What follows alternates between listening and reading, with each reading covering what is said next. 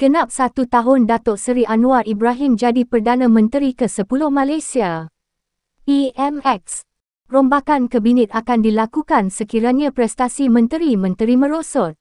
Tetapi ianya tidak adil kerana terlalu awal dalam masa setahun berbanding yang sudah mereka berpuluh-puluh tahun sebagai menteri. Rombakan Kabinet akan dilakukan sekiranya prestasi menteri melisit dan tuntutan keadaan. Namun jelas Perdana Menteri Datuk Seri Anwar Ibrahim, menteri harus diberikan peluang untuk memperbaiki kelemahan kerana terlalu awal untuk menilai prestasi mereka. Kita ini terbentuk parti dengan koalisi. Jadi perundingan harus diadakan. Penyertaan itu harus timpal dengan kekuatan masing-masing parti. Semua itu mesti diambil kira.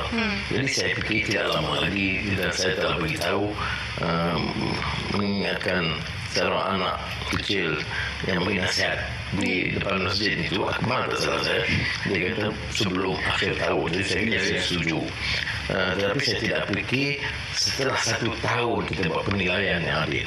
Orang perintah 10 tahun, 3 tahun, jadi 1 tahun itu sudah awal. Datuk Seri Anwar turut menyatakan sekiranya ada sedikit penyesuaian berdasarkan pengalaman 1 tahun Kerajaan Madani akan melakukan termasuk menambah ahli kabinet sekiranya perlu. Beliau berkata demikian dalam wawancara khas setahun bersama Kerajaan Madani di Wikrama Perdana Menteri. Dalam hal itu, Datuk Seri Anwar Ibrahim tidak pernah menghadapi masalah dengan pimpinan kerajaan perpaduan berkaitan dasar Madani.